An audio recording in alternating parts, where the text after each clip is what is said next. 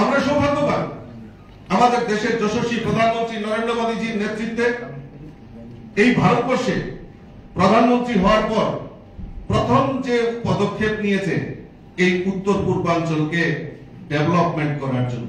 ভারতবর্ষের যশস্বী প্রধানমন্ত্রী নরেন্দ্র মোদীজি এই উত্তর পূর্বাঞ্চলে মোট 60 বার সফর সেখানে করেছে। আমরা দেখেছি উত্তর পূর্বাঞ্চলের কংগ্রেস প্রায় 60 বছর শাসনকালে এই উত্তর পূর্বাঞ্চলে 9টি বিমানবন্দর তৈরি করেছে, কিন্তু আমাদের মোদীজির নেতৃত্বে সরকার পরিচালিত হওয়ার পর এই দীর্ঘ 10 বছরে 8টি নতুন বিমানবন্দর নির্মাণ করার ব্যবস্থা আমাদের মোদীজি সেখানে করেছে।